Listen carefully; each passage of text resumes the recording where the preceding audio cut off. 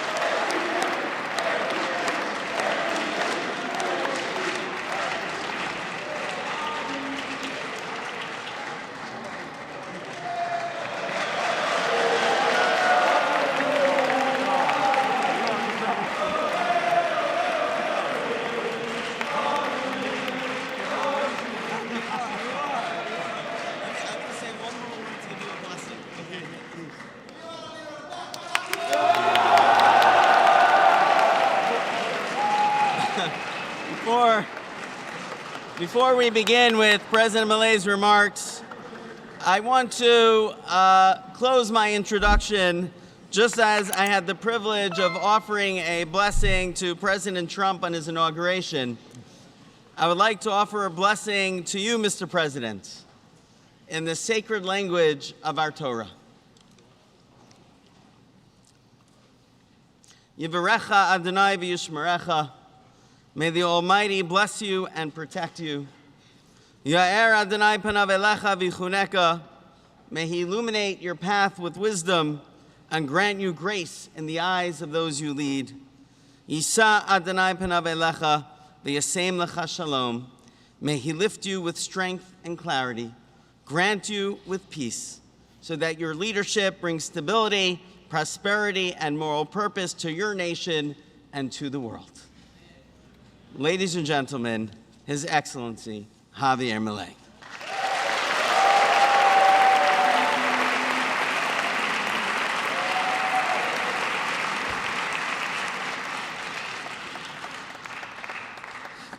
Hola a todos.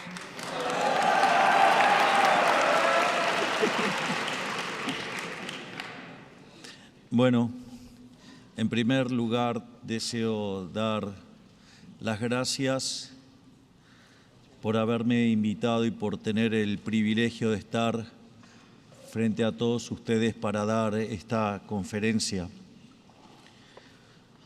En el día de hoy voy a estar trabajando con una idea que presenté originalmente en mi discurso de Davos recientemente y que básicamente que es el título también de mi próximo libro, que es La moral como política de Estado. Básicamente, al momento de diseñar una política de Estado, una política pública, y de esto además pueden dar fe cada uno de mis ministros por cómo enfocamos nuestro proceso decisorio. Es decir, nosotros tenemos como objetivo en Argentina convertirnos en el país más libre del mundo. De hecho, cuando llegamos al poder estábamos en el puesto 146 del ranking de libertad económica, o en menos de 2 años, en estricto rigor por cómo calcula Heritage Foundation, en realidad en 1 año y medio hemos ganado 40 lugares, hoy somos 106 y hemos hecho la mejora más grande en la historia del índice, digamos, cuando uno considera las condiciones iniciales, o sea, salvo países que fueron arrasados y tuvieron que ser reconstruidos, digamos, en ese sentido es la mejora más grande de la historia. Y una de las cosas que siempre señalo, digamos, a mis ministros es fijar claramente el rumbo, los objetivos que quiero alcanzar de cada cartera, pero siempre con la restricción de que no todas las políticas viables son elegibles, porque hay una restricción moral y eso constituye, digamos, nuestra base donde se respeta la vida, la libertad y la propiedad. En ese sentido, nosotros tenemos que al diseñar una política, desde nuestra perspectiva, hay un claro orden de mérito. Para nosotros, en primer lugar, están la ética y la moral de Occidente, que es lo que ha hecho grande a Occidente, que es lo que ha logrado la hazaña civilizatoria más grande de la historia de la humanidad. Y básicamente, cuando hablamos de la ética y de la moral de Occidente, básicamente tiene 4 pilares. En primer lugar, digamos, el pensamiento y la filosofía de los griegos. En segundo lugar, el derecho romano. Tercero, la rectitud de los estoicos, es decir, para resistir, digamos, el mal. De hecho, el propio rey David su hijo, quiero decir, el rey Salomón, cuando asume, él pide básicamente tener sabiduría, coraje, templanza y obviamente justicia, o sea, sabiduría para saber distinguir el bien del mal, coraje para elegir el bien, templanza para sostenerse en el camino del bien y justicia para actuar de manera justa. Y finalmente, nosotros no creemos en el relativismo moral. Claramente, si ustedes van, digamos, bueno, me imagino que muchos de los que estamos acá no comemos cerdo. Digo, entonces uno podría decir que hay un relativismo moral, o digamos, sí comemos carne de vaca y de repente, digamos, en la India a nadie se le ocurriría decir que si tienen un problema de hambre les recomendaría comer las vacas, es decir, porque terminaría probablemente muy mal.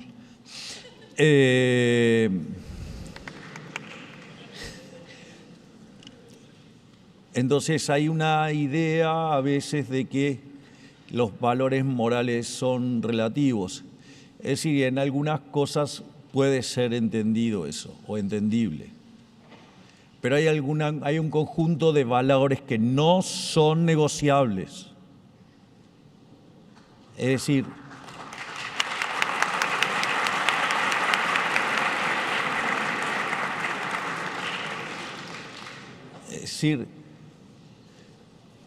para nosotros, y eso está en las tablas de la ley, robar está mal, matar está mal. Y la libertad está consagrada cuando en el primer mandamiento, acorde como está escrito en la Torá, cuando dice, yo soy tu creador, yo no lo reproduzco literal, ustedes saben por qué, digamos, el que te sacó de Egipto. Es decir, se consagra la libertad, se consagra la vida y se consagra la propiedad. Y esos valores no son negociables. No hace falta que les cuente a ustedes que hay un no hacer. Es decir, hay cosas que nosotros no estamos dispuestos a negociar. Y sobre esos valores, digamos, es que se ha construido la hazaña civilizatoria de Occidente. Es decir, no hay relativismo moral para todo, no, hay un conjunto de valores base que no pueden ser violentados. Y esos valores constan en las Sagradas Escrituras.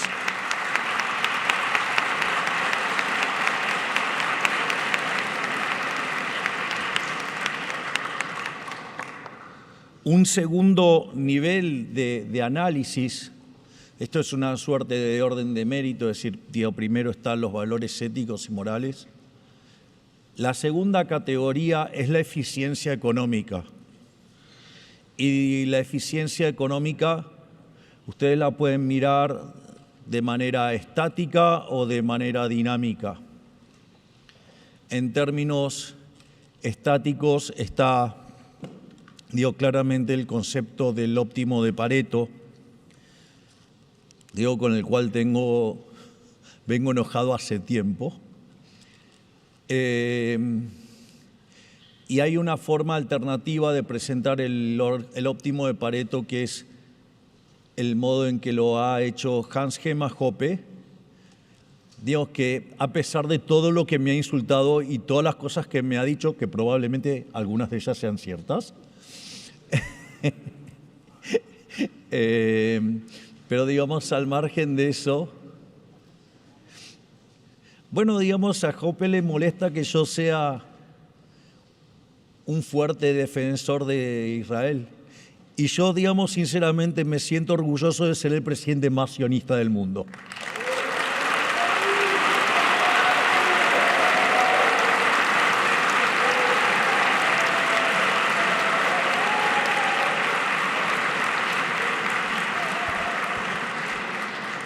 Esto no le va a gustar a Hans Hermann Hoppe, seguro.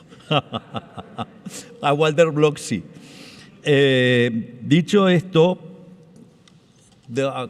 en avance en la presentación, digamos, vamos a estar discutiendo la visión neoclásica y la visión de Hoppe, que es, desde mi punto de vista, muy superior conceptualmente y nos evita muchos problemas. Y después está la dimensión de la eficiencia dinámica. Y por último, lo peor de todo, lo más vil, bajo, rastrero y basura en la política es el utilitarismo político a lo Maquiavelo. Y acá lo más interesante es que cuando ustedes diseñan una política justa, estos tres elementos van a estar en sintonía. Sin embargo, cuando aparece la tensión entre estos tres elementos significa que la política es injusta y no merece la pena ser llevada a cabo, aun cuando convenga políticamente. Probablemente el fraude más grande de la historia de la humanidad sea el socialismo. Y es decir, supongan que ustedes tienen 5 personas, una persona tiene $500 y los 4 restantes tienen 0. Entonces viene el político, le roba esos $400 y les da 100 a cada uno de los restantes y ahora todos quedan con $100 cada uno. Dios se llama justicia social. Evidentemente, si ustedes van a una elección después de hacer eso, van a ganar con el 80% de los votos. Sin embargo, esa política que desde el punto de vista del utilitarismo político es fabulosa porque les permite ganar una elección, permítanme escapar del protocolo y decir lo que pienso, pero esa política es una mierda.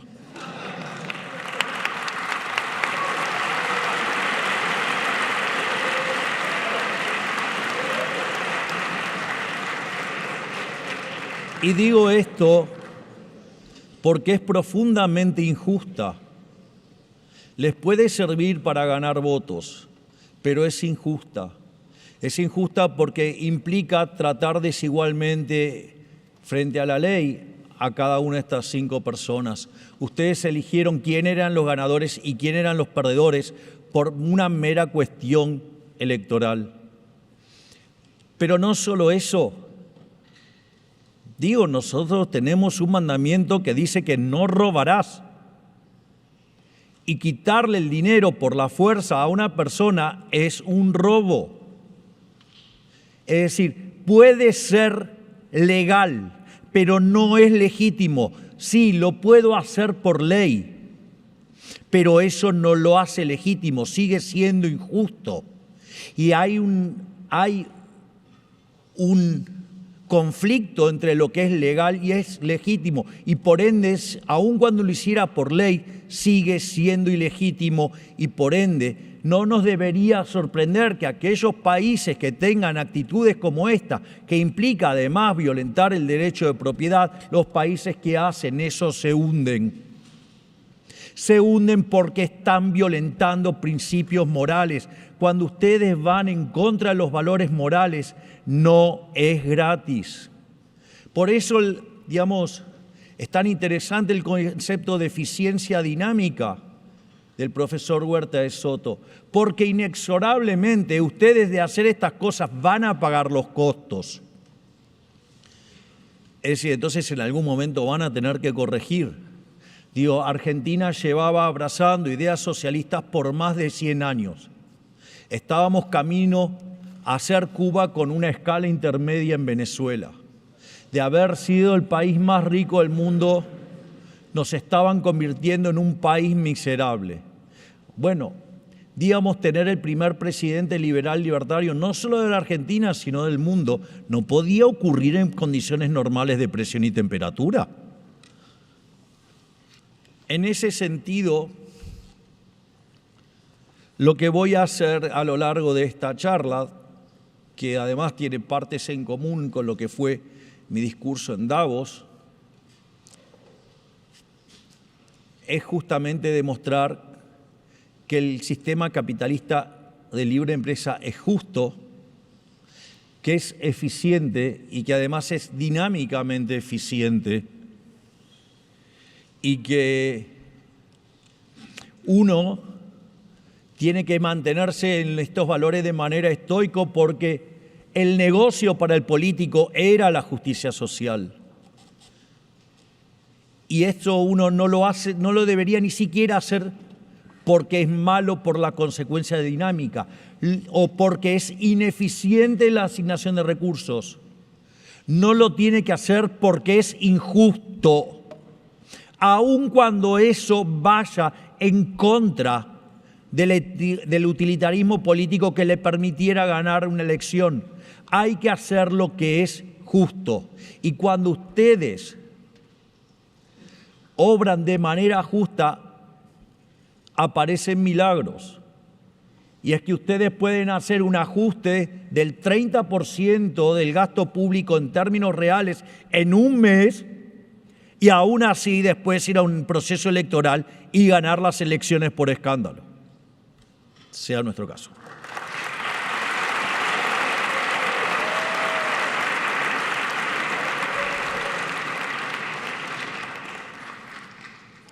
Dada esta introducción, durante décadas se nos deformó el pensamiento presentándonos un falso dilema al diseñar políticas públicas, donde se debía optar por el utilitarismo político en pos de un supuesto bien común, que en realidad es la pátina, el bien común. Lo que le importa a los políticos es ganar elecciones para tener poder. Y para satisfacer sus cuestiones más básicas, digamos, que es la lujuria, ¿sí?, que es la codicia y que es el ego. Digo, no se lo voy a explicar a ustedes, lo tienen que saber mejor que yo. Digo, a mí me lo enseñó mi rabino, así que ustedes lo deberían saber.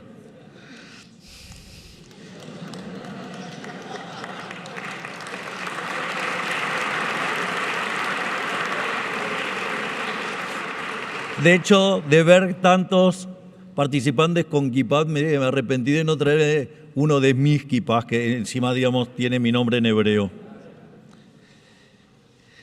¿Y qué pasó? Digamos, se me escapó el chiste. No, yo solo en español.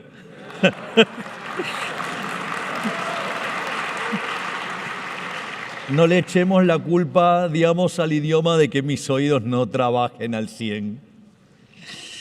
Pero entonces este utilitarismo político se lleva adelante en detrimento del respeto de los derechos individuales y en consecuencia de los valores éticos y morales de Occidente. Y esto no es una mera coincidencia, tal como señala el profesor Jesús Huerta de Soto en su trabajo sobre la eficiencia dinámica. La eficiencia no es compatible con cualquier esquema de equidad o justicia, sino que surge única y exclusivamente de uno de ellos: la justicia basada en el respeto por la propiedad y la función empresarial.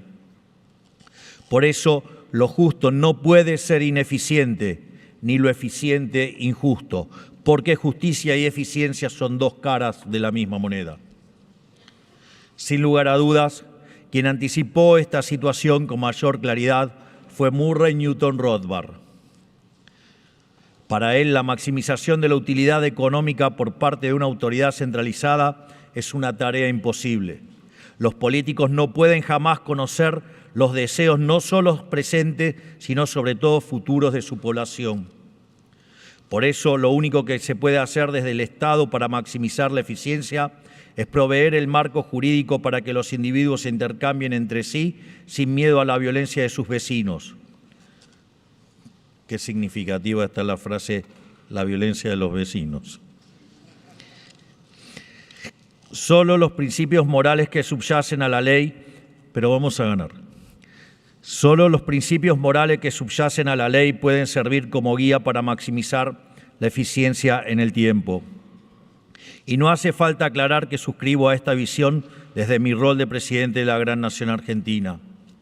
Por el contrario, sacrificar los valores éticos y morales en el altar de la eficiencia deriva en políticas que no solo son injustas, sino que además conducen al colapso, no solo en el plano económico, sino también en el plano de lo social.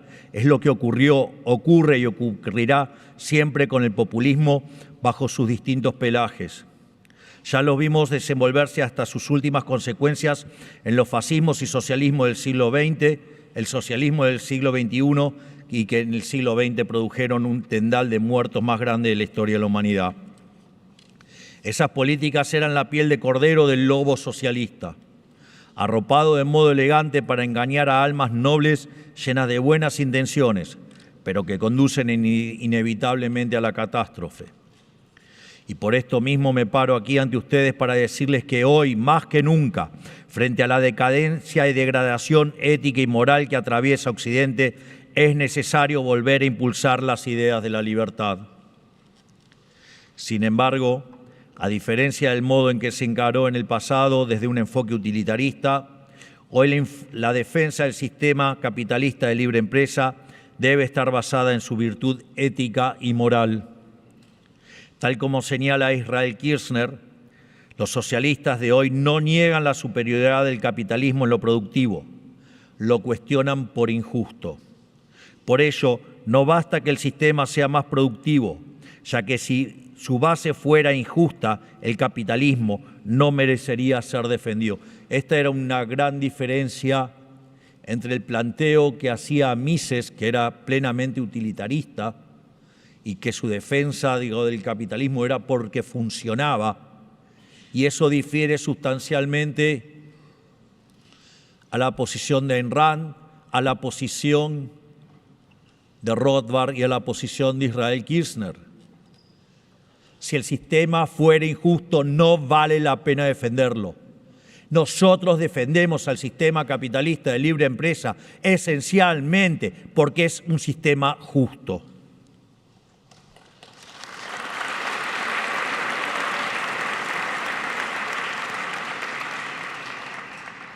De este modo, esta presentación demostrará que retornar a los valores de la cultura griega, el derecho romano, el valor de los estoicos y los valores judeos cristianos es imperativo para salir de nuestro oscuro presente y con ello salvar a Occidente.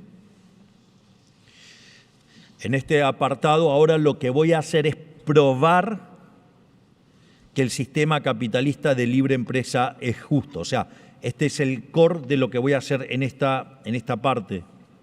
Básicamente trabajo con los conceptos de ley natural, ley positiva, justicia, propiedad privada, principio de no agresión y qué definimos como liberalismo.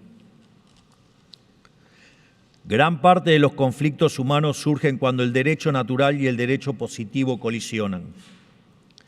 Tal como lo concibe el liberalismo, el derecho natural es la ley que se deriva de la naturaleza humana, que es anterior a las leyes convencionales e instituciones, y por lo tanto es justa en sentido universal.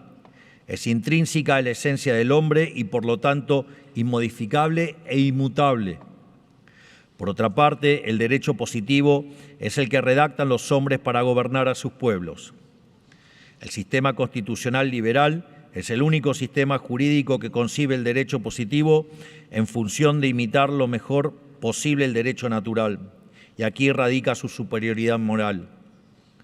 Otros sistemas jurídicos que o bien no parten de constituciones liberales o bien los olvidan y atropellan o rechazan el derecho natural pueden tener ley, pero eso no significa que tendrán legitimidad. El derecho natural contiene en su seno dos derechos fundamentales e inalienables, que son los derechos a la vida y a la libertad. Y el hombre tiene derecho a ejercer esos atributos en busca de su propia felicidad. El derecho fundamental a la libertad se deriva del derecho adquirido de la propiedad privada. Esto fue consagrado en el principio de apropiación de John Locke. Todo hombre es dueño de su propia persona, de su cuerpo y de su propio trabajo. Al imprimirle su trabajo a los bienes que ofrece la naturaleza y no pertenecen a nadie, los vuelven suyos. Finalmente, estos derechos se complementan con el principio de no agresión, el cual establece que ningún ser humano tiene derecho a ejercer agresión de ningún tipo contra otro ser humano, lo cual no solo incluye la agresión física, sino también todo tipo de coacción, coerción y imposición bajo amenaza del uso de la fuerza, es decir, el Estado. Y esto, por supuesto, aplica a que nadie puede vulnerar los derechos de propiedad de otro. De ahí que nosotros definimos liberalismo acorde a la definición de Alberto Benegas Lynch, hijo, como el respeto irrestricto del proyecto de vida del prójimo, basado en el principio de no agresión y en defensa del derecho a la vida, a la libertad y a la propiedad. Digo, está todo en las tablas de la ley, digamos, más que claro es imposible. Cuyas instituciones emergentes son la propiedad privada, los mercados libres de intervención estatal, la competencia entendida como libre entrada y salida, la división del trabajo y la cooperación social. Naturalmente, asociada a estas instituciones surge la cuestión de si las mismas son justas. Para ello, la referencia obligada es Ulpiano, cuya premisa básica constituye la base del derecho romano y sin dudas es uno de los pilares de la civilización occidental. Él también creía que el derecho no creaba lo justo, sino que su fin era reconocer lo justo, ordenarlo y protegerlo. Cito textual a Ulpiano: la justicia es la constante y persistente voluntad de otorgar a cada cual su derecho.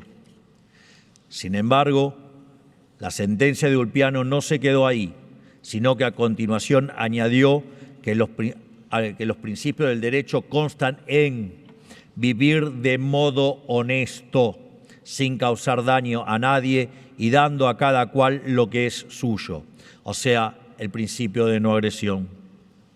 De esta forma, el derecho romano, en su fundamento, está totalmente en consonancia con el liberalismo y sus instituciones.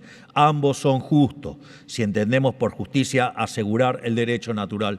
Por lo tanto, en esta sección lo que acabamos de probar es que el liberalismo, digamos, el capitalismo de libre empresa, es justo. Es decir, el sistema capitalista de libre empresa vale la pena ser defendida porque esencialmente es justo.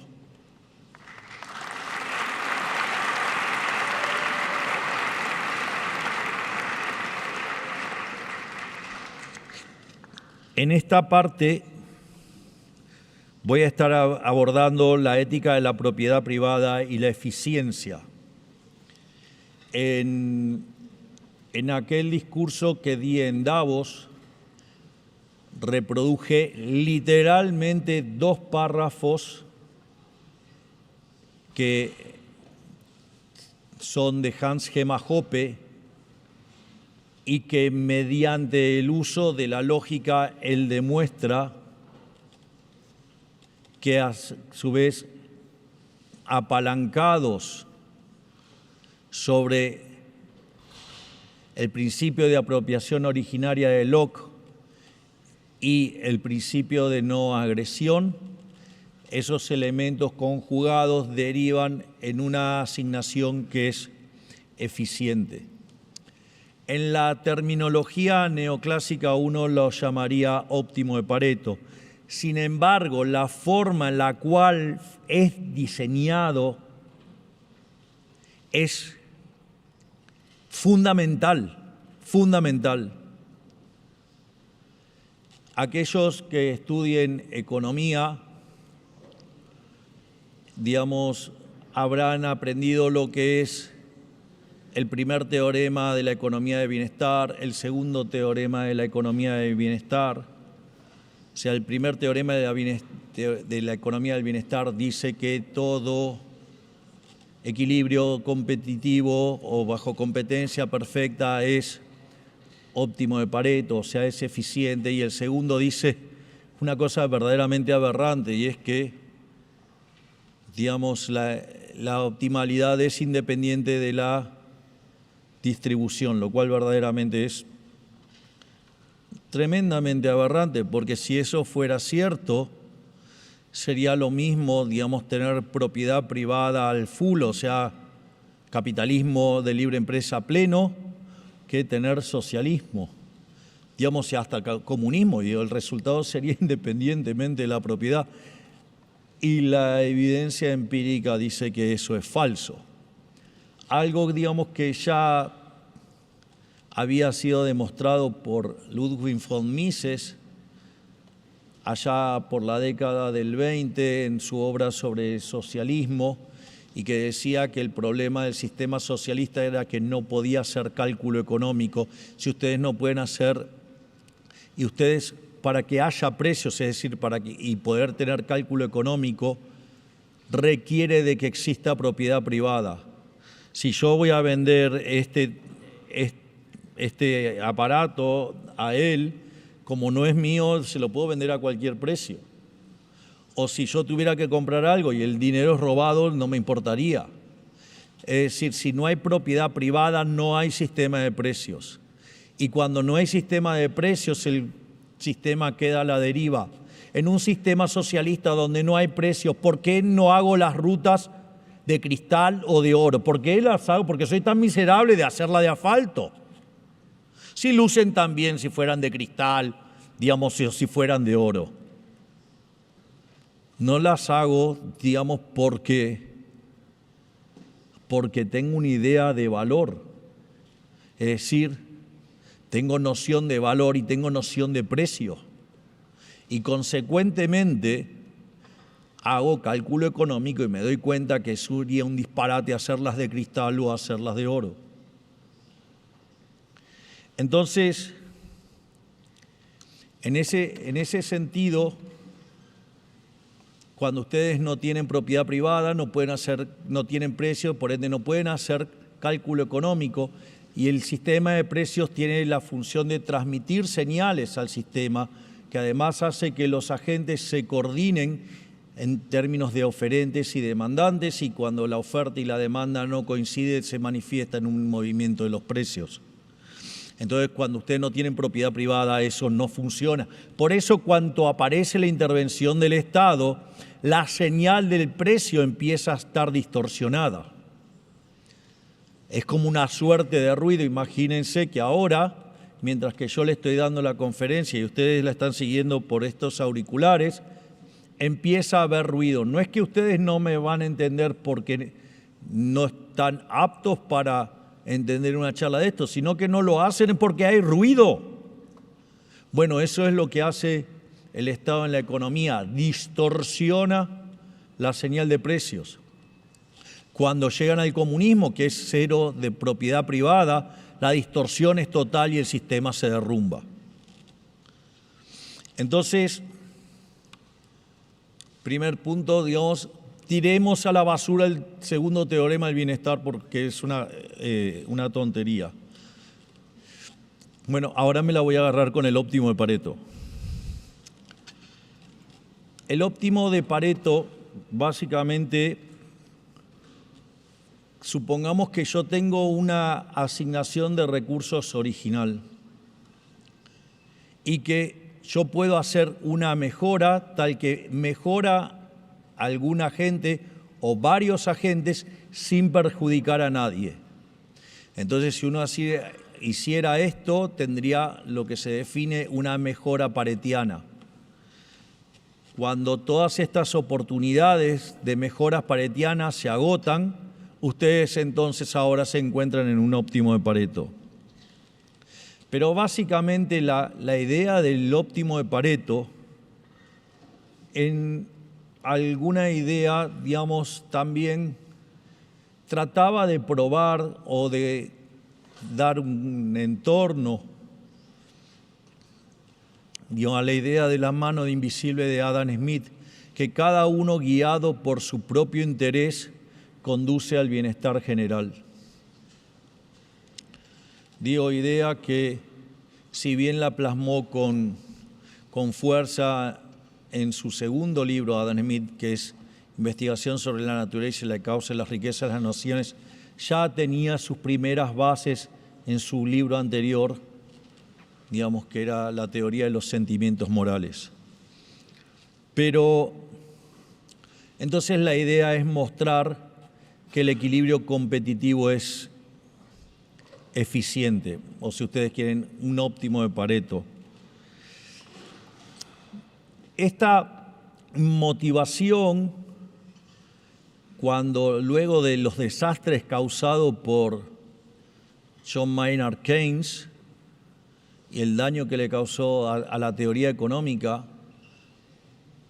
los economistas tratan de volver a sus bases y retornan el estudio del equilibrio en la tradición de León Balrá.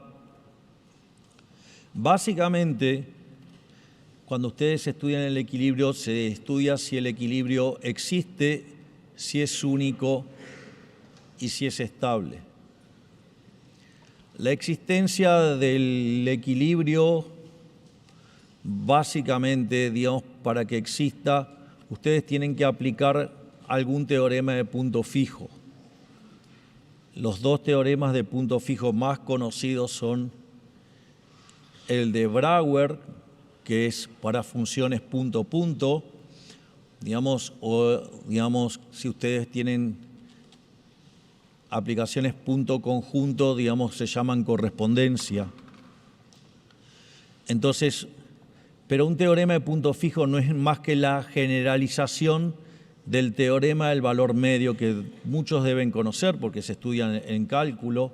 Si ustedes tienen una función que es continua y pasa de negativo a positivo, ustedes saben que existe algún punto en donde esa función es cero. Y ustedes tienen que asegurarse que esa función sea continua. En caso que tengan una correspondencia, se define como semicontinua superiormente. Y eso se tiene que dar en un conjunto que es convexo. Si ustedes miran cualquier punto que yo voy a marcar ahora con las manos, existe porque este conjunto es convexo. Entonces tomo este punto y si los uno, ese punto, digamos, va a existir. Ahora piensen en el caso de una dona. Toman un punto y toman otro, y si los quieren unir, la parte central no está. Entonces ustedes necesitan que las funciones sean continuas y que los conjuntos sean convexos. Toda la clave de la demostración de equilibrio general, de que existe, dependen de estas condiciones topológicas para que el equilibrio exista. Si además ustedes quieran que sea único, deberían trabajar con funciones, es decir, aplicaciones punto a punto. Es decir, ustedes le tiran un precio y contesta únicamente una cantidad. Por lo tanto, si las funciones de exceso de demanda, ya sea las de demanda, ya sea las de oferta, son funciones continuas, las funciones de exceso de demanda son continuas. Y si eso se da en un conjunto que es convexo, por lo tanto el equilibrio existe y es único. Y si además los efectos directos son más fuertes que los indirectos, está claro que el precio del té va a pegar más fuerte en el té que en el café, por más que sean sustitutos, es obvio que entonces además, si estos efectos directos superan los indirectos, eso va a hacer que la matriz, digamos, en la cual miran la estabilidad, les dé una matriz definida negativa que implica que es estable. Hasta ahí nadie tiene mucho para decir porque en ese parámetro el equilibrio existe, es único, es estable. El problema es que cuando los economistas nos ponemos fatalmente arrogantes, miren si tenemos para explicar la importancia de llevar la kipá. Y nos empezamos a creer que somos seres superiores, ahora nos ponemos a hablar de eficiencia, de optimalidad. Unos herejes. Digo, por eso el último libro de Hayek se llama La fatal arrogancia. Porque para poder resolver ese ejercicio es necesario conocer las preferencias de todos los individuos, pasados, presentes y futuros. Es necesario conocer la tecnología presente y futura. O sea, hay que adivinar el progreso tecnológico. Es decir, ¿cómo puede ser que Graham Bell haya sido tan tonto de hacer el teléfono fijo si ahora existen los celulares? ¿Se dan cuenta, no? Y además, tendrían que conocer las dotaciones. Pregúntenle a alguien hace 500 años si sabía que era el petróleo.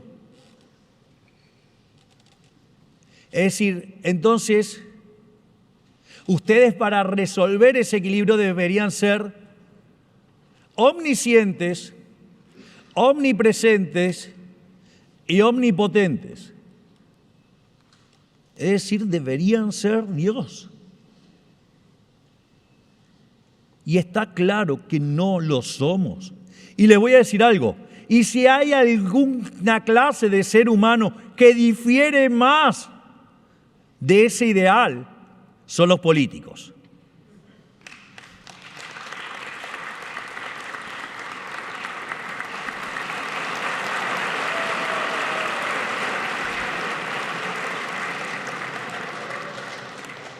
Les voy a contar una anécdota.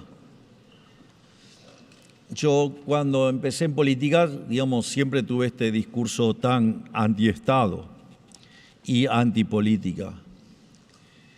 Entonces recuerdo que cuando en un momento un periodista me hace una nota y me dice que yo, que había tanto despotricado de la política y que ahora estaba en la política, ¿qué pensaba de los políticos? Entonces yo le dije, me equivoqué. Entonces el periodista salió a decirme, claro, ve que se equivocó, tanto que despotricó, así no, y me señalaba así. Y dije, sí, me equivoqué, me quedé corto.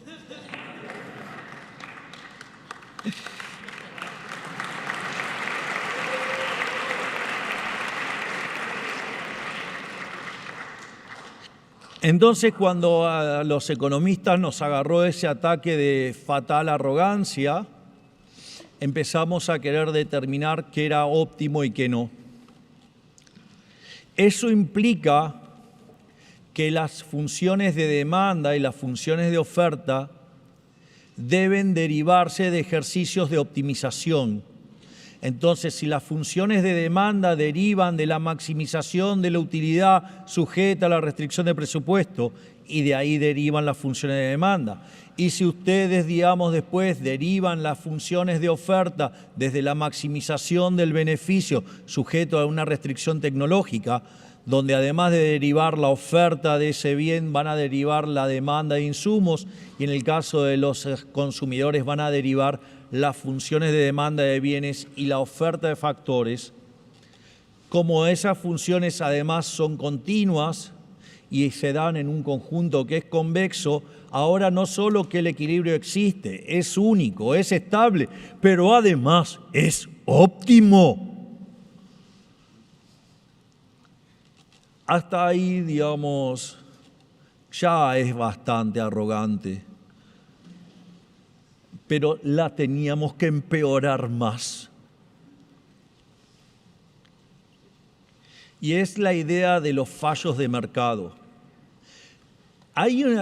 Por algún momento los economistas nos volvimos tan locos que supongan que ustedes tienen una empresa y tienen un modelo y el modelo no mapea con la realidad. ¿Ustedes qué van a hacer? Miren, se los digo yo, ya se los anticipo, van a tirar por los aires el modelo.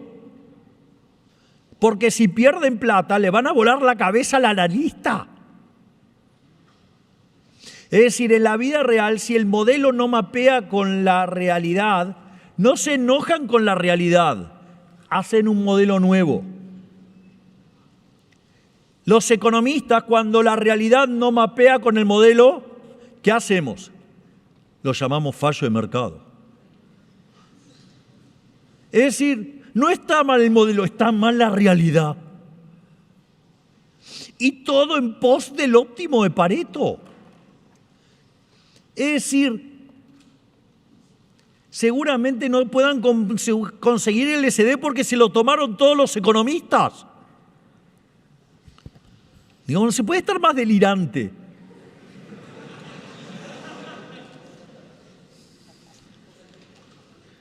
Es una reflexión bastante de fines de los 60, pero soy un señor que escucha música antigua.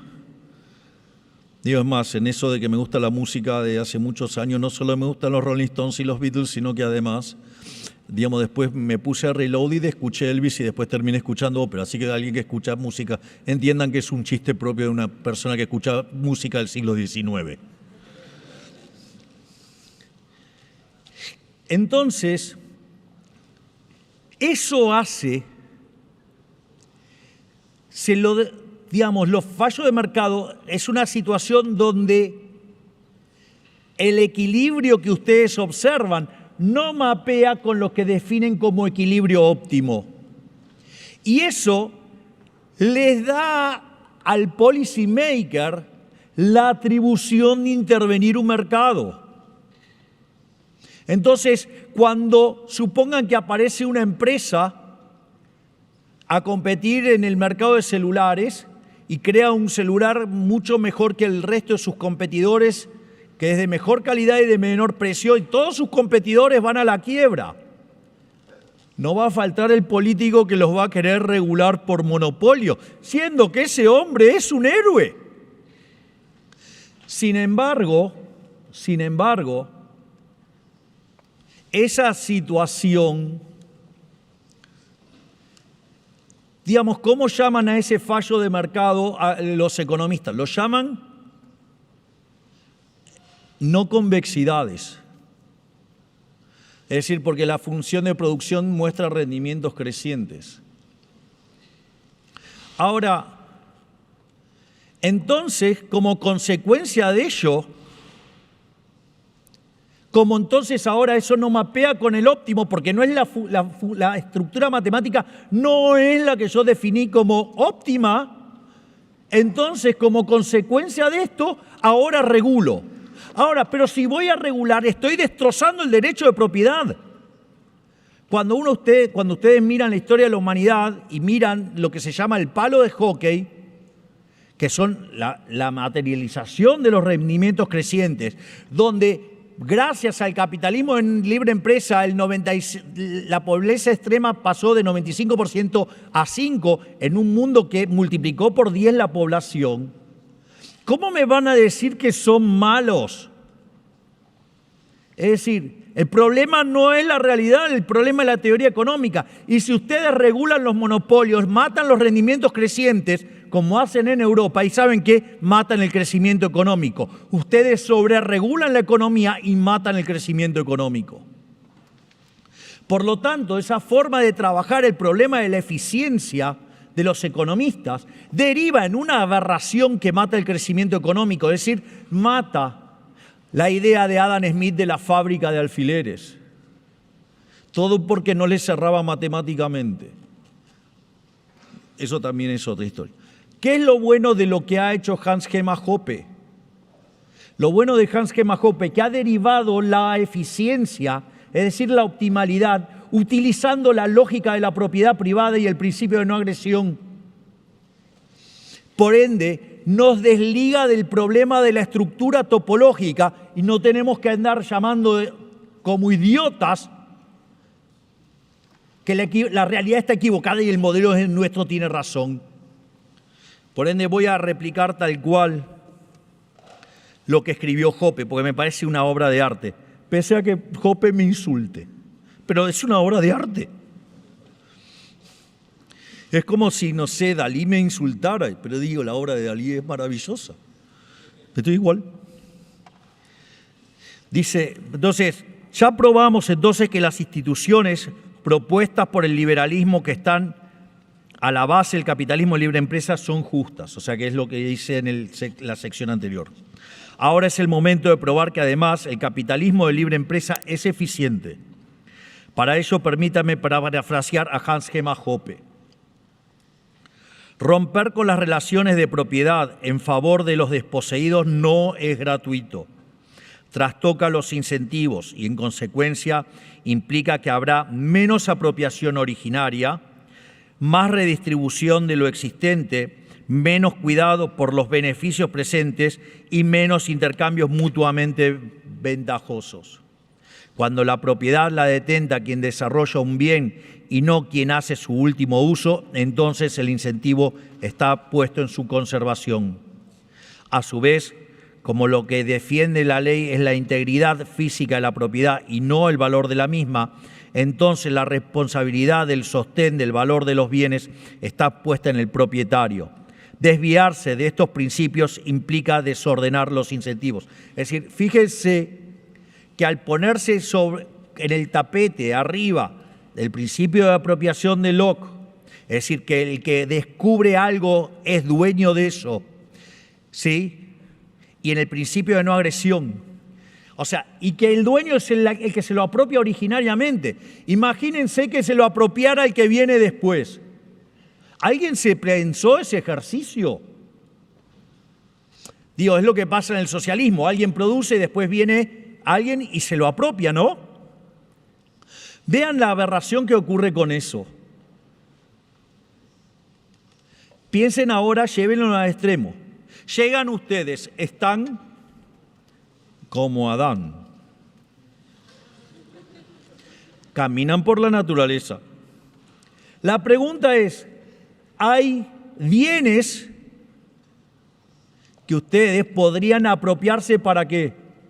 Para alimentarse. Ahora, si ustedes no se pudieran apropiar de esos bienes que no son de nadie, simplemente porque el Señor los puso a disposición de nosotros, ¿qué pasaría?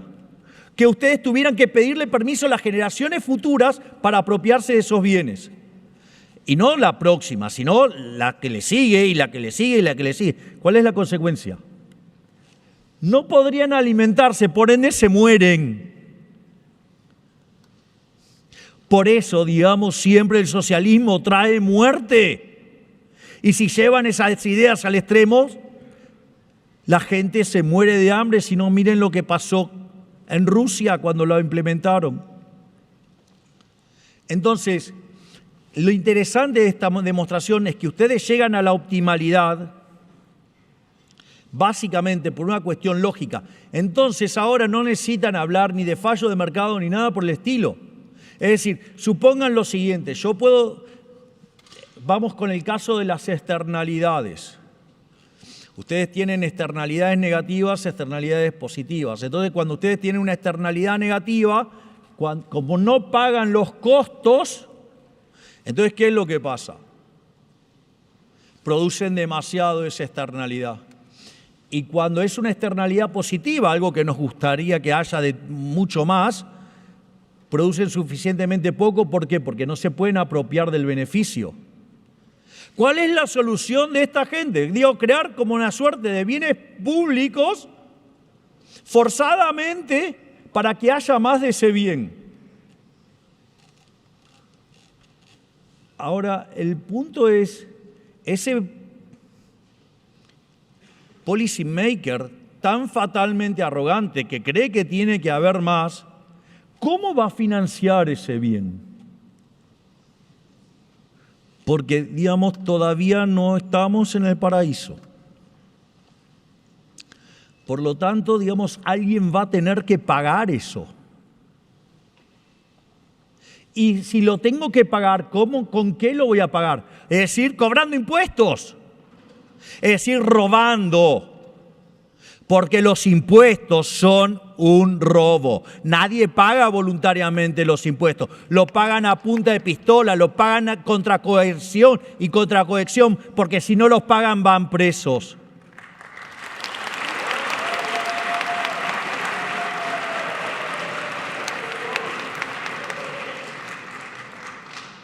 Entonces vean cómo todo esto de haber utilizado la topología para derivar la optimalidad abrió las puertas para que un conjunto de delincuentes llamados políticos nos vivan metiendo la mano en el bolsillo.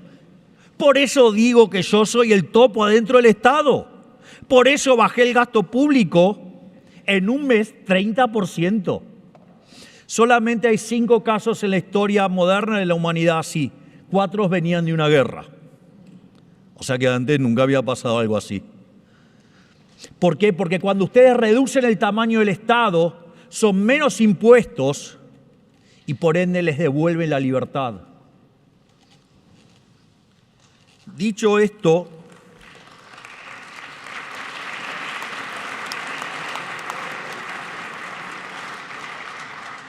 Ahora voy a pasar al tema de la eficiencia dinámica y el crecimiento. Argumentamos que las instituciones del capitalismo de libre empresa, sostenidas por los derechos naturales, el principio de apropiación de Locke y el principio de no agresión, no solo son justas, sino que además son eficientes, al menos en términos estáticos. Es momento ahora de probar que el capitalismo de libre empresa cumple con todas estas mismas propiedades en términos dinámicos, es decir, a lo largo del tiempo, es decir, tanto en el presente como en el futuro. Ahora me estoy yendo bastante atrás. Como señala el profesor Jesús Huerta de Soto, Jenofonte, ya 380 años antes de la era cristiana, ponía en boca de Sócrates que la economía es un saber que permite a los hombres acrecentar la hacienda y definía la propiedad privada como lo más provechoso para la vida de cada cual. Luego de ello, Jenofonte se ocupa del concepto de eficiencia, el cual aborda desde dos perspectivas. Por un lado, desde una visión estática señala como eficiente a la gestión de los recursos disponibles tendiente a evitar el despilfarro. Además, se resalta el beneficio de la propiedad privada al señalar que el ojo del amo es la mejor fórmula para engordar su ganado. Esto es, solo quien tiene un derecho legítimo a un bien es capaz de administrarlo eficientemente. Por otro lado, Jenofonte, en su segunda definición de eficiencia, se adentra en el terreno dinámico al señalar que la eficiencia implica incrementar la hacienda. Esto es, se trata de aumentar la cantidad disponible de bienes por la vía de la creatividad empresarial. Esto es, por la vía del comercio y de la especulación. No alcanza con administrar bien los bienes presentes, sino que es necesario generar más bienes futuros. Este último criterio de eficiencia es de importancia fundamental para el estudio del crecimiento en una economía. Es decir, básicamente lo que dice es, lo que va a ser eficiente dinámicamente es la estructura legal que ustedes diseñen, o sea, las instituciones que ustedes diseñen para que maximice el crecimiento económico. A diferencia de un modelo estático en el que solo se contempla lo que Robert Lucas Jr. definía como los parámetros profundos, esto es, preferencias, tecnología, dotaciones de recursos iniciales, en la esfera dinámica, tanto la tecnología como las dotaciones iniciales pueden variar y de hecho lo hacen continuamente.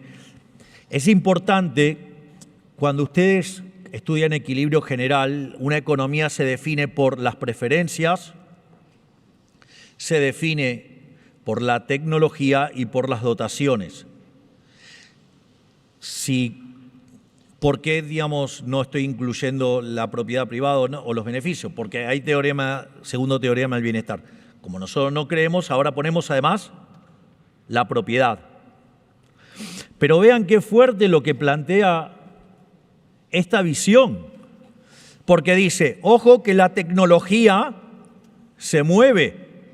Es decir, en alguna parte ahora vamos a mencionar a Schumpeter y la destrucción creativa. Y además, fíjense que además las dotaciones cambian, lo que consideramos dotaciones.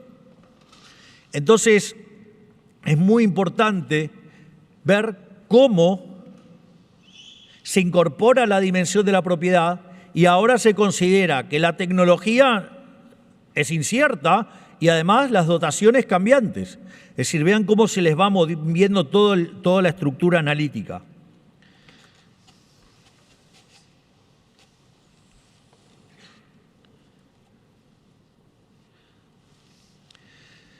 Es decir, el futuro es incierto, impredecible y volátil.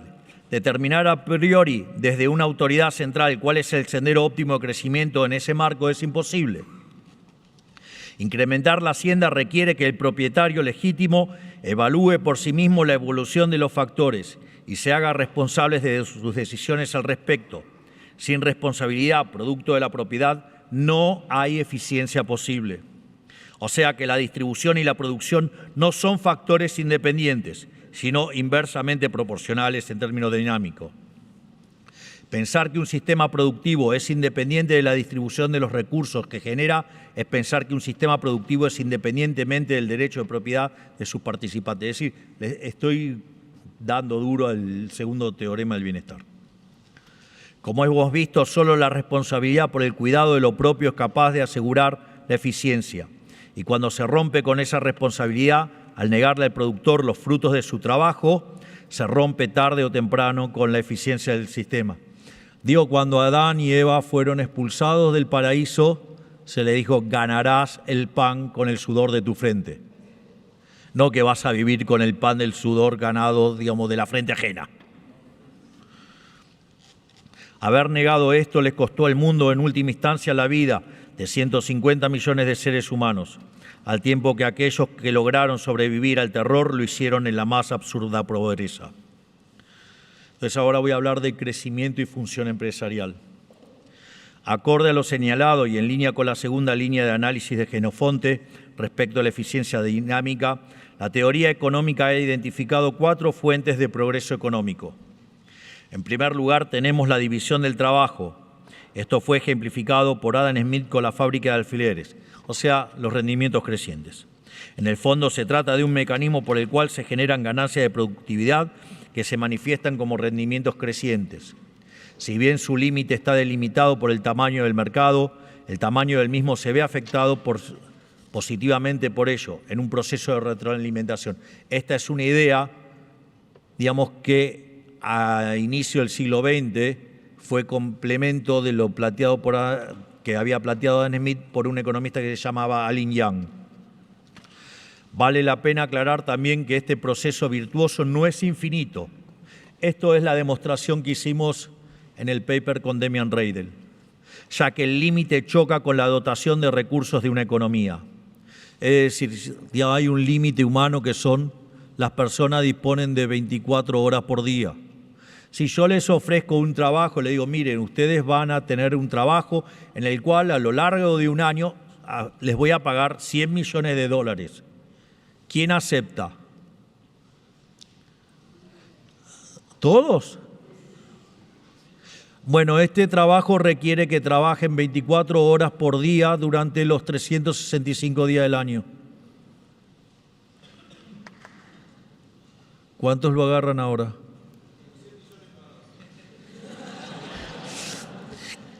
Me encanta tu optimismo, pero tu cuerpo te va a decir que no.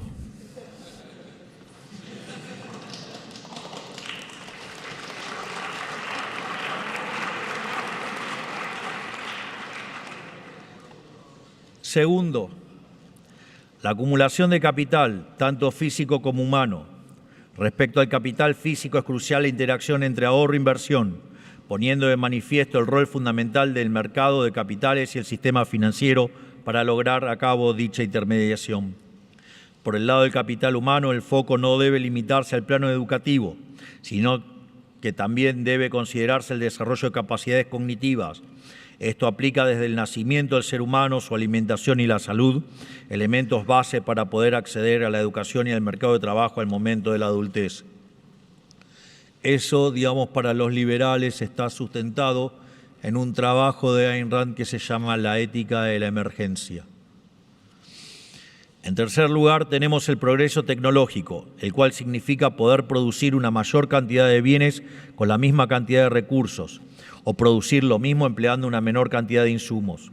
Finalmente, esto es lo más importante, digamos, de estas cosas que dije, tenemos el espíritu empresarial, o mejor definido, la función empresarial, la cual constituye, y acorde al profesor Huerta de Soto, constituye el principal motor del proceso de crecimiento económico, ya que si bien los 3 factores señalados son importantes, sin empresarios no habría producción y el nivel de vida sería menos que precario.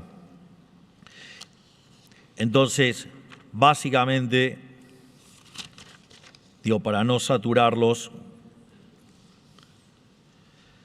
ahora voy a pasar a lo que sería la eficiencia dinámica y las instituciones, es decir, cuáles son las instituciones que permiten alcanzar la eficiencia dinámica. En definitiva, la eficiencia dinámica, o sea, el óptimo económico a lo largo del tiempo, consiste en la capacidad de un sistema económico para impulsar la creatividad y la coordinación empresarial. Es decir, La eficiencia dinámica depende de aquellas capacidades que tenemos los humanos para darnos cuenta de las oportunidades de ganancias que surgen en nuestro entorno, actuando en consecuencia para aprovecharnos de las mismas. A su vez, esto hace que se vuelva fundamental la tarea de descubrir y crear nuevos fines y medios para que se resuelvan de forma espontánea los desequilibrios de mercado. Por eso esta definición de eficiencia dinámica que propone Huerta de Soto combina también con la idea de la destrucción creadora de Schumpeter y la eficiencia adaptativa de North. Esto es muy importante que lo tengamos en cuenta porque son el motor que está detrás de la función empresarial. Naturalmente, dado el rol de la función empresarial, son de vital importancia las instituciones bajo las cuales se desarrolla. En ese sentido, tanto Douglass North como Jesús Huerta de Soto ven como una función clave de las instituciones reducir la incertidumbre, para así reducir la volatilidad y permitir que el sistema de precios pueda transmitir información fidedigna. De este modo, el marco institucional adecuado es el que favorezca el descubrimiento empresarial y la coordinación espontánea, por lo que en este marco la política económica óptima debería orientarse a identificar y remover todas las trabas artificiales que dificultan el proceso empresarial y los intercambios voluntarios. A modo de ejemplo, nosotros tenemos un ministerio de desregulación, a cargo del ministro Federico Sturzenegger, y en 2 años hemos quitado 15.000 regulaciones. Somos el gobierno más transformista, no solo de la Argentina, sino de la historia de la humanidad.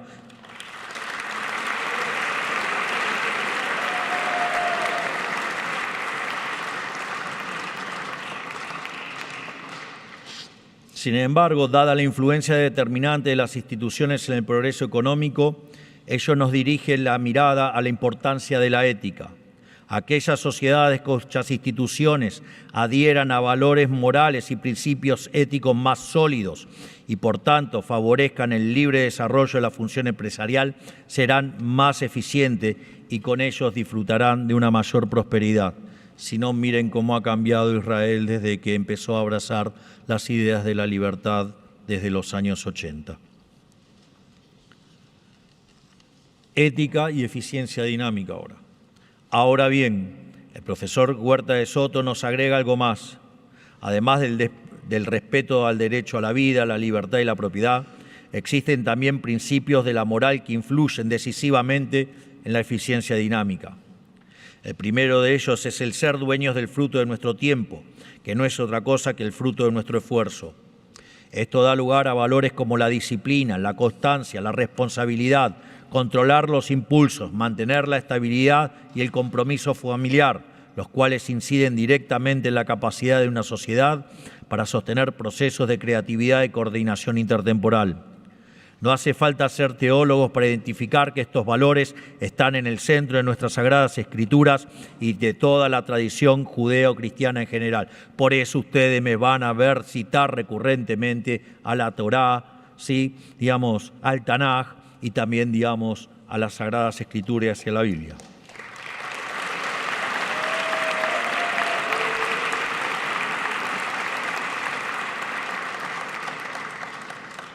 Son los valores que nos inculcaron nuestros padres y que sus padres le inculcaron a ellos, pero que lamentablemente hoy son cada vez más escasos en las escuelas y los hogares, donde ha ganado terreno una mentalidad de dependencia crónica del Estado. Estos valores morales son culturalmente necesarios para que el capitalismo de libre empresa florezca en vez de languidecer.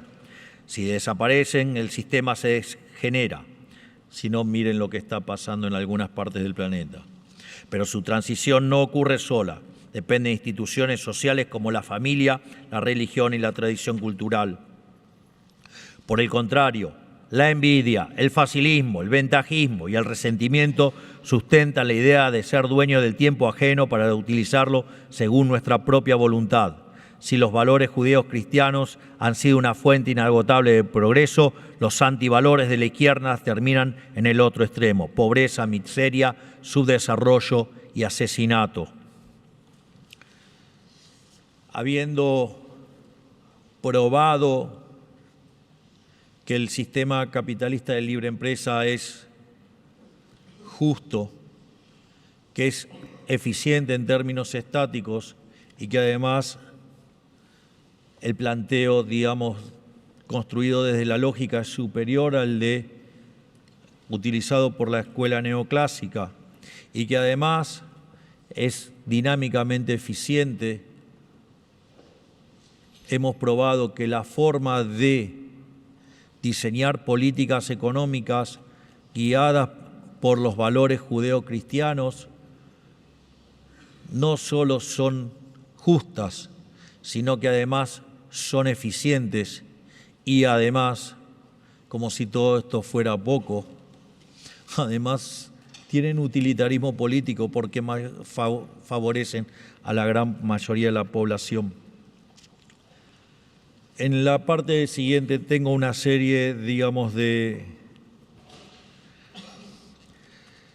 cómo nosotros hemos aplicado estas políticas a lo largo, digamos, de este tiempo que llevamos en el gobierno. Yo no los quiero saturar con todo eso, pero voy a mencionar probablemente la más emblemática de todas las que hemos llevado a cabo, que es muy popular, que es la de la motosierra.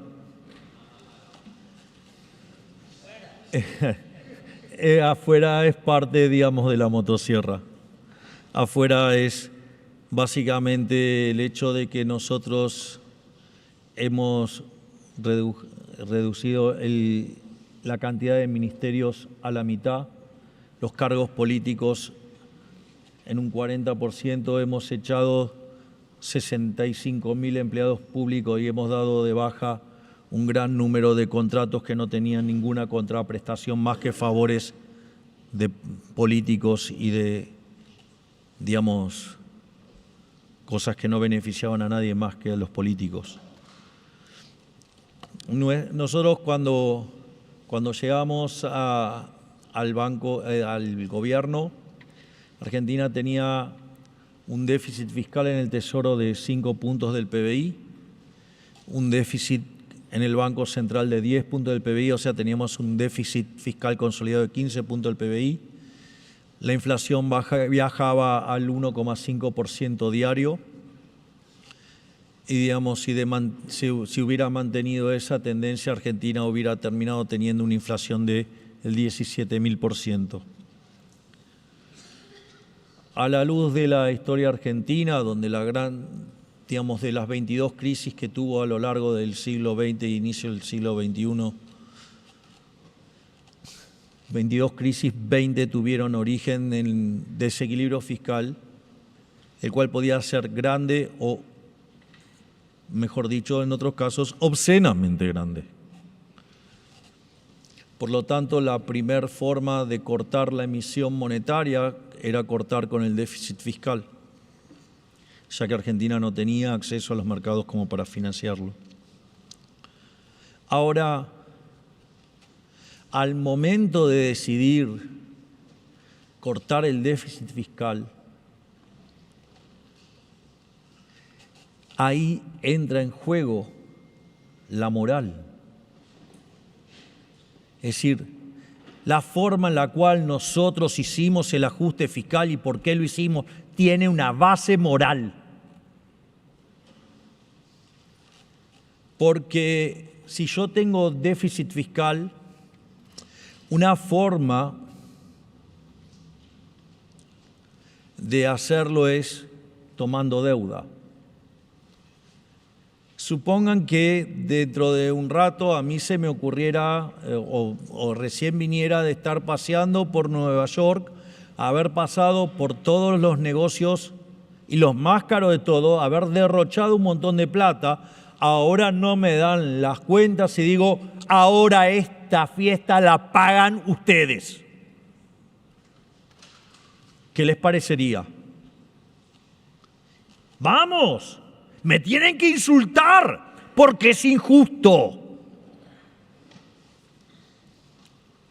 Pero lo mismo es tomar deuda.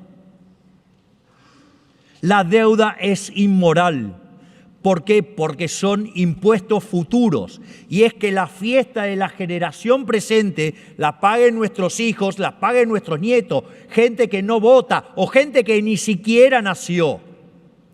Por lo tanto, financiar el déficit con deuda es inmoral.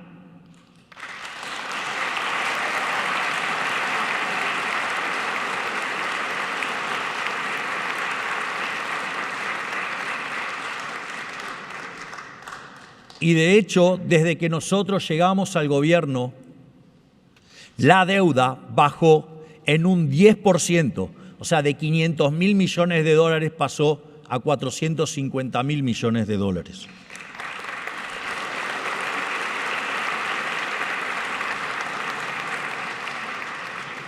La otra alternativa era financiarlo con emisión monetaria. Pero la emisión monetaria genera inflación, genera degradación del dinero que tienen en los bolsillos. Es decir, es el impuesto inflacionario y por ende también es un robo porque implica una falsificación, ¿sí? Y implica además un engaño. Digamos, le están robando a los tenedores de dólares actuales. Por lo tanto, digamos, la emisión monetaria es un robo. Por lo tanto, también consideramos que no se podía emitir dinero para financiar el déficit. Por eso, a partir de la mitad del año 2024, la cantidad de dinero, es decir, la base monetaria, la que se imprime originalmente, ha quedado fija, porque hemos decidido dejar de estafar a los argentinos con el impuesto inflacionario.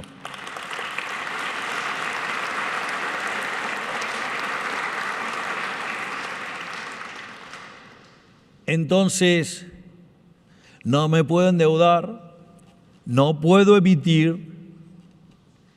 ¿Qué haría cualquier político? Subiría los impuestos. Pero los impuestos son un robo. Serán legales, pero son ilegítimos. Y yo no estaba dispuesto a robarle a los argentinos subiéndoles los impuestos.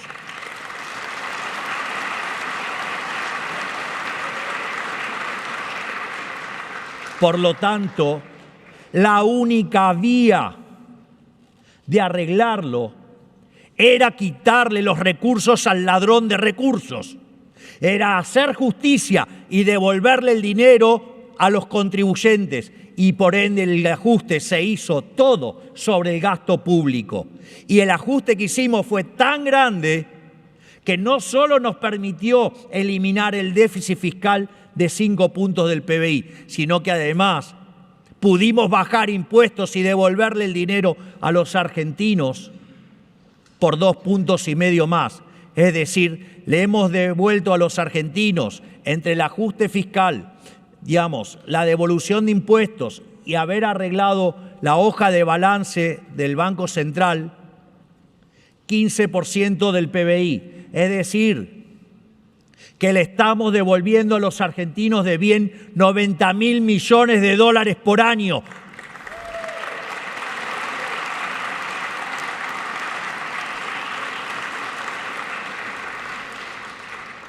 Por eso me pareció que esta era la más emblemática de todas. Tengo todo un montón más que, digamos, si me llegan a hacer preguntas y demás, voy a contestar, pero así para no saturarlos paso a las reflexiones finales. A pesar de las críticas populares, el capitalismo de libre empresa no socava la moralidad. Después de todo, el progreso económico vía el mecanismo de la mano invisible surgió de los sentimientos morales, otro texto de Adam Smith abocado a la ética. Gracias al gran trabajo de Jesús Huerta de Soto en el desarrollo del concepto de la eficiencia dinámica y la demostración práctica que humildemente hemos hecho gobernando la Argentina, estamos en condiciones de afirmar: el dilema entre eficiencia y justicia es falso. Esto es, los mercados no solo son eficientes a nivel productivo, sino que además lo son precisamente en el nivel de que son justos. Y por ende, las políticas públicas deben estar guiadas por la ética y el respeto de los derechos individuales, eminentemente el derecho de la propiedad, no por el utilitarismo político que deriva de soluciones populistas y empobrecedoras. Siempre va a haber excusa para pisotear los derechos individuales en pos de un supuesto bien común. Es fundamental no escuchar ese canto de sirenas porque nos conduce a la perdición, es decir, mantenernos estoicos frente al canto de sirena de los populistas. Es decir, no vale todo por ganar un voto. Todo tiene que ser hecho porque es justo. Por eso reitero, Maquiavelo ha muerto y es momento de enterrarlo.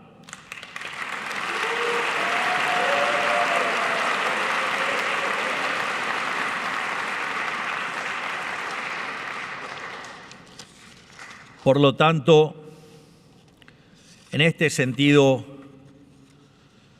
yo quiero señalar que no solo defendemos entonces el capitalismo de libre empresa porque es eficiente, sino que lo defendemos esencialmente porque es justo. Y si nosotros volvemos a abrazar los valores de Occidente, es decir, la filosofía griega, el derecho romano, recuperamos la fuerza de los estoicos y abrazamos nuevamente los valores judeo-cristianos, vamos a hacer de nuevo grande a Occidente. Muchísimas gracias a todos.